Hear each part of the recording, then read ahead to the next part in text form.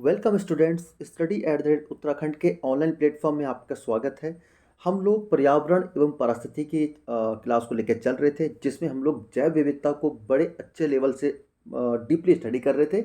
और अब तक हम लोग जैव विविधता की 10 लेक्चर कर चुके हैं और आज हमारा ये जैव विविधता या बायोडाइवर्सिटी का लास्ट लेक्चर होगा और इसमें हम लोग लगभग सारे प्रश्न देख लेंगे। ठीक है, तो आज का जो सेशन रहेगा उसमें हम लोग जैव विविधता के जो राष्ट्रीय अंतर्राष्ट्रीय संस्थान जैसे भारत के संसद द्वारा पारित अधिनियम, इन सब चीज़ों को देखेंगे और अंत में जो विविध क्वेश्चन जो छूट जाते हैं उनको कुछ करने का प्रयास करेंगे।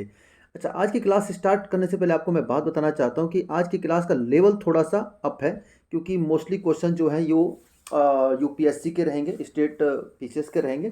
तो कोशिश ये है कि हर प्रकार के क्वेश्चन आप देख सकें ताकि एग्जाम में किसी प्रकार की आपको समस्या ना आए। ठीक है, तो सबसे पहले बात करते हैं जैव विविधता अधिनियम। तो जैव विविधता अधिनियम भारत की संसद द्वारा पारित किया गया एक अधिनियम है। ठीक है, तो ये कब पारित किया गया था? देखिए, इस क्वेश्चन का आंसर तो मैं आपको बता दूं दिसंबर 2002 में। ठीक है, परंतु क्या है कि हमारी जो लोकसभा और राज्यसभा द्वारा 2002 में पारित किया गया था, लेकिन राष्ट्रपति के जो हस्ताक्षर हुए थे वो हुए थे फरवरी फरवरी 2003 में। ठीक है, तो इन दो चीज़ों को आप याद रखेंगे, ऑप्शन के अकॉर्डिंग हमें चलना होता है कभी कभी। तो फिलहाल इसमें ऑप्शन दिसंबर 2002 है, तो इसको याद रखना है। संसद ने 2002 में पारित कर दिया गया था, ये बिल्कुल सही है, लेकिन अधिनियम कब बनता है? जब राष्ट्रपति के साइन हो जाते हैं, तो ये क्या हो जाता है? 2003। तो लेकिन इसका आंसर अभी फिलहाल हम 2002 लेके ही चलेंगे। ठीक है, तो ये आपको बताने लायक बात थी। तो ठीक है, आगे बढ़ते हैं फिर हम लोग। भारत में जैव विविधता अधिनियम किस वर्ष पारित हुआ? फिर से वही सेम चीज, तो ये 2002 में। ठीक है, अगर 2003 भी ऑप्शन में होगा तो उसको भी आप लेकर चलेंगे। ठीक, भारतीय राष्ट्रीय जैव विविधता प्राधिकरण कब स्थापित किया? ठीक है, जब 2002 में यह पारित हो गया तो उसके बाद वर्ष 2003 में, ठीक है, जैव विविधता प्राधिकरण की स्थापना की गई। कहाँ पे की गई? ये की गई चेन्नई में। ठीक है, तो इसको आप याद रखेंगे। और ये क्या है कि जैव विविधता अधिनियम जो पारित किया गया था उसके प्रावधानों को क्रियान्वित करने के लिए इसकी स्थापना की गई थी, जिसका मुख्यालय चेन्नई या तमिलनाडु में स्थित है।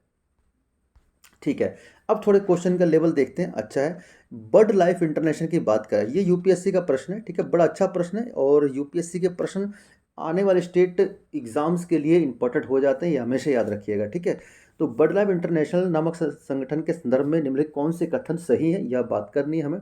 तो सबसे पहला ऑप्शन है, यह संरक्षण संगठनों की विश्वव्यापी भागीदारी है। ठीक है, तो यह संरक्षण संगठनों की विश्वव्यापी भागीदारी, इसका बिल्कुल आपकी बात सही है। ये देखिए, बर्ड लाइफ जो इंटरनेशनल है वो क्या है कि वो जो पक्षी हैं उनके आवास और वैश्विक जैव विविधता को संरक्षित करने के लिए कार्य करता है। ठीक है, बेसिकली जो महत्वपूर्ण पक्षी होते हैं या जैव विविधता के क्षेत्र के रूप में कुछ ऐसे ज्ञात अज्ञात या निर्दिष्ट, मतलब जिनको आप स्थलों की पहचान करनी है, वो यह कार्य करता है। इसका बेसिकली यह है। तो सिंपल सी बात है, यह संगठन यह जो संगठन है या विभिन्न संरक्षण संगठनों की विश्वव्यापी भागीदारी। ठीक है, अगला देखते हैं, जैव विविधता हॉटस्पॉट की संकल्पना इस संगठन से शुरू हुई थी। ठीक है, तो जैव विविधता संगठन की संकल्पना इससे नहीं स्टार्ट, ये हॉटस्पॉट वाला चैप्टर अलग हो जाता है। ठीक है, ये हम पिछले लेक्चर में देख चुके हैं, तो ये ऑप्शन गलत हो जाएगा।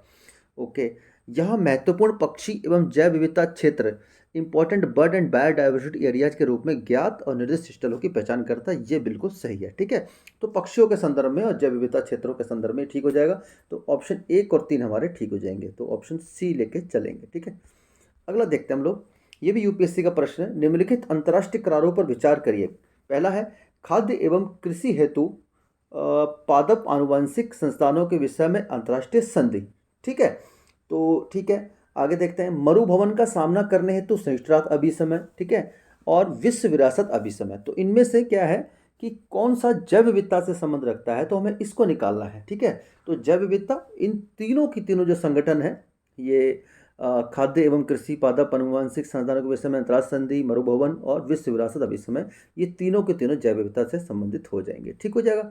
ओके, एक है, भारत सरकार ने नॉर्वे सरकार के साथ मिलकर एक जैव विविधता नीति एवं कानून के केंद्र की स्थापना कहाँ पे की है? ठीक है, तो यह जो है ना, ये किया गया है centre for biodiversity policy and law की स्थापना चेन्नई तमिलनाडु में की गई है। ठीक है, तो इसका उत्तर भी चेन्नई हो जाएगा।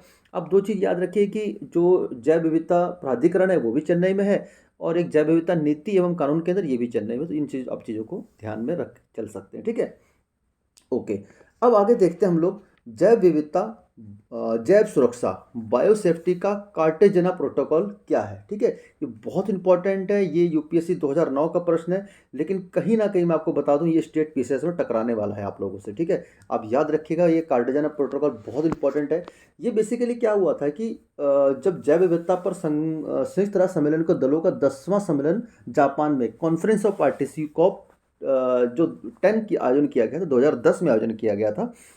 इसमें क्या किया था, यह कार्टेजना प्रोटोकॉल की अवधारणा प्रस्तुत की गई थी। ठीक है, तो यह क्या है बेसिकली, ये आपका हो जाएगा पर्यावरण एवं वन मंत्रालय। ठीक है, पर्यावरण एवं वन मंत्रालय से संबंधित हो जाएगा। ओके, आगे देखते हैं हम लोग वेटलैंड इंटरनेशनल नामक संरक्षण संगठन के संदर्भ में निम्नलिखित में कौन सा सही है। ठीक है, वेटलैंड इंटरनेशनल की बात कर रहा है। तो अभी लास्ट क्लास में वेटलैंड्स की बात कर चुके हैं, आर्द्र भूमियों की, रामसर सम्मेलन की, लेकिन इसके संदर्भ में बात करते हैं क्या है, या रामसर अभिसमय के हस्ताक्षरकर्ता देशों द्वारा बनाया गया अंतर सरकारी संगठन है, ये गलत हो जाएगा। ठीक है, रामसर सम्मेलन, देखो कार्य दोनों का सेम है, आर्द्र भूमि का संरक्षण है, परंतु ये गैर सरकारी संगठन है, इसका रामसर सम्मेलन से कोई तात्पर्य नहीं है। वेटलैंड इंटरनेशनल एक गैर लाभकारी गैर सरकारी संगठन है। ठीक है, और इसकी जो स्थापना है ये आर्द्रभूमि की रक्षा के लिए किया गया है, बिल्कुल ठीक है। ठीक है, तो इसलिए ये आपका ऑप्शन गलत हो जाएगा। यह ज्ञान के विकास और संग्रहण के लिए व्यवहारिक अनुभव का बेहतर नीतियों में पक्ष समर्थन करने के लिए क्षेत्र स्तर पर कार्य करता है। यूपीएससी की इंग्लिश हिंदी थोड़ी ऐसी होती है। ठीक है, तो यह बिल्कुल सही है, तो ऑप्शन बी हमारा सही हो जाएगा। ठीक है, आगे बढ़ते हैं हम लोग। ओके, अब कुछ विविध प्रश्नों को देख लेते हैं। ठीक है, सबसे लंबा जीवित वृक्ष, ये बड़ा कॉमन प्रश्न है, आपने कई बार एग्जाम में पढ़ा होगा। ठीक है, वनडे एग्जाम में क्वेश्चन आ जाता है।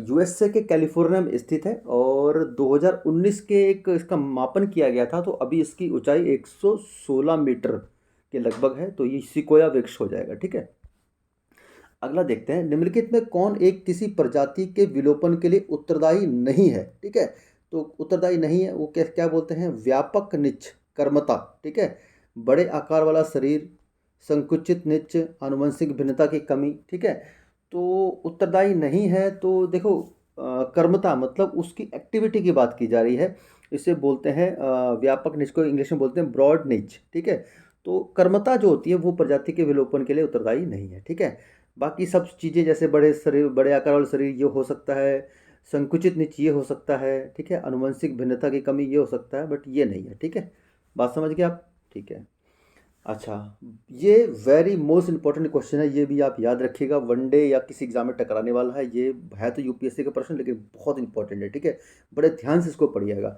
सीबक थोर्न, ठीक है, सीबक थोर्न एक विटामिन से भरपूर, आप समझिए पोषक तत्वों से भरपूर मात्रा में एक समझ लीजिए कि लद्दाख की पहाड़ी क्षेत्रों में पाया जाने वाला झाड़ीदार वृक्ष है। ठीक है, और इसकी जो बेर होती है ना, वृक्ष की बेर, बेसिकली इसका सारे पार्ट बहुत ज़्यादा इंपॉर्टेंट होते हैं, लेकिन इसका बेरी के नाम से इसको बोला जाता है लद्दाख में। यह एक पर्णपाती झाड़ी है। देखिए, जब चंगेज खान ने, पता है, मंगोलिया जब आक्रमण किया था, तो अपनी सेना के ऊर्जा को बनाए रखने के लिए इसका प्रयोग किया था। उसी प्रकार रूसी कॉस्मोनॉट ने इसका एक तेल को कॉस्मिक विकिरणों से बचाव के लिए प्रयोग किया था। ये भारत के ना सिक्किम जैसे नाथुला क्षेत्र हो गया, ठीक है, जम्मू कश्मीर, लद्दाख, उत्तराखंड आदि क्षेत्रों में पाया जाता है। और इसमें क्या है कि ये औषधि से निर्माण, पोषक पूर्णता, ईंधन, पर्यावरण संरक्षण, नाइट्रोजन स्थिरीकरण, बहुत ज़्यादा इसका उपयोग होता है। ये वेरी वेरी मोस्ट हो जाता है। और इसके, देखिए, इसके संरक्षण के लिए या सरकार इसके खेती को प्रोत्साहित कर रही है, इसका क्या कारण है, तो मैंने अभी सारी चीज़ आपको डिटेल में बता दी, तो अब इसमें से आपका आंसर निकल के आ जाना चाहिए। ठीक है, ओके, देखते हैं। यह मृदा क्षरण के नियंत्रण में सहायक है और मरुस्थलीकरण को रोकता है। ठीक है, ये बिल्कुल ठीक है, ये शीत मरुस्थलीकरण को रोकता है, ये नाइट्रोजन स्थिरीकरण करके। ठीक, यह बायोडीजल का एक महत्वपूर्ण स्रोत है। ये बायोडीजल का स्रोत नहीं है, बायोडीजल अलग चैप्टर हो जाता है। ठीक है, बायोडीजल का स्रोत नहीं है, ये बेसिकली विटामिन और पोषक तत्वों से भरपूर हो जाएगा। ठीक है, इसमें पोषकीय मान होता है और उच्च तुंगता वाले, मतलब हाई एल्टीट्यूड वाले ठंडे क्षेत्रों में जीवित रहने के लिए भली भांति अनुकूलित होता है। ये बिल्कुल ठीक है। ओके, तो ये ऑप्शन भी सही हो जाएगा। इसकी इमरती लकड़ी का उच्च वाणिज्यिक मूल्य, ये गलत हो जाएगा। इसका ट्रेड वैल्यू नहीं है, इसकी आपकी कह सकते हैं कि मेडिकल वैल्यू है, और औषधि पौधा आपसे कह सकते हो। ठीक है, तो ऑप्शन 1 और 3 ठीक हो जाएंगे। तो उम्मीद करता हूँ मैंने इसको अच्छे से आपको एक्सप्लेन कर दिया और आप इसको भूलेंगे नहीं। ठीक है, ओके, और ये क्वेश्चन बड़ा अच्छा लगा मेरे को। अगर आप भूगोल भी पढ़ते हैं और थोड़े बहुत आपको नदियों, नदी तंत्र आदि की जानकारी है, तो आप इसको क्वेश्चन को बड़े ध्यान से देखिएगा और पढ़िएगा। यूपीएससी का प्रश्न है और इतना आसान तो नहीं होता, थोड़ा टेढ़ापन तो होता ही है इसमें, ठीक है। दो महत्वपूर्ण नदियाँ जिनमें से एक का स्रोत झारखंड में है और जो उड़ीसा में दूसरे नाम से जानी जाती है। स्रोत झारखंड में लेकिन उड़ीसा में दूसरे नाम से जानी जाती है। दूसरी दूसरी जिसका स्रोत उड़ीसा में है, ठीक है, समुद्र में प्रवाह करने से पूर्व एक ऐसे स्थान पर संगम करती है जो बंगाल की खाड़ी से कुछ ही दूरी पर स्थित है। यह वन्य जीवन और जैव विविधता का प्रमुख स्थल है और सुरक्षित क्षेत्र है। निम्नलिखित में यह कौन सा स्थल है, ठीक है। यहाँ पर दो नदियों की बात की जा रही है, ठीक है। एक है ब्राह्मणी नदी, ठीक है, ब्राह्मणी नदी, अगर आपने ध्यान से पढ़ा होगा, ब्राह्मणी नदी की बात की जा रही है। और वैतरणी नदी, ठीक है, ब्राह्मणी नदी निकलती है आपके झारखंड से और वैतरणी नदी निकलती है उड़ीसा से, ठीक है। अच्छा, इसमें एक बोला गया था जो उड़ीसा में दूसरे नाम से जानी जाती है। ब्राह्मणी नदी को झारखंड में दक्षिण कोयल के नाम से भी जाना जाता है, ठीक है। ओके, और अब देखते हैं इस ये कहाँ पर स्थल संगम करती हैं। तो ये दोनों की दोनों जो संगम करती है भीतरकनिका में, ठीक है। भीतरकनिका वन्य और जैव विविधता के सुरक्षित क्षेत्र है, ठीक है। तो इसको आप याद रखेंगे, ठीक है। ओके, किस पर्यावरण में जैव द्रव्यमान का वार्षिक उत्पादन न्यूनतम होता है? कौन सा ऐसा पर्यावरण है जिसमें जैव द्रव्यमान, ठीक है, जैव द्रव्यमान आपने पढ़ा होगा, का वार्षिक उत्पादन, ठीक है, तो न्यूनतम होता है, ठीक। तो ये कौन से वातावरण में होता है? तो इसका सही उत्तर जो है गहरे सागर में, ठीक है। आगे देखते हैं, विश्व जैव विविधता दिवस कब मनाया जाता है? Very very most important question, कई बार एग्जाम में आया हुआ है, 22 मई को, ठीक है। इसको आप डेट को याद रखेंगे, भूलेंगे बिल्कुल नहीं। और आज के सेशन का अंतिम प्रश्न और जैव विविधता से अंतिम प्रश्न ये हो जाएगा, टुमारोज बायोडायवर्सिटी पुस्तक की लेखिका कौन है, ठीक है। तो इस पुस्तक का प्रकाशन वर्ष 2000 में किया गया था और जैव विविधता संबंधित पुस्तक है टुमारोज बायोडायवर्सिटी। इसका लेखिका हो जाएंगी वंदना शिवा, ठीक है, वंदना शिवा इसकी लेखिका हो जाएंगी, ठीक है। तो ये आपका ऑप्शन ए ठीक हो जाएगा, ठीक है। तो ये आज का सेशन का लास्ट प्रश्न है, बर्ड लाइन इंटरेस्ट हम कर चुके हैं, ठीक है। तो ये लास्ट प्रश्न था और इसके बाद हम जो करेंगे वो ग्रीन हाउस इफेक्ट और जलवायु परिवर्तन, इस प्रकार के प्रश्नों को हम करेंगे और उसको लेकर चलेंगे। फिर इसी प्रकार से हम धीरे धीरे पर्यावरण के और कंप्लीट चैप्टर को, कंप्लीट सब्जेक्ट को खत्म करने का प्रयास करेंगे विभिन्न एमसीक्यू के माध्यम से। उम्मीद करता हूँ ये सेशन आपको लाभकारी सिद्ध हुआ होगा। मिलते हैं फिर नेक्स्ट क्लास में, तब तक के लिए जय हिंद।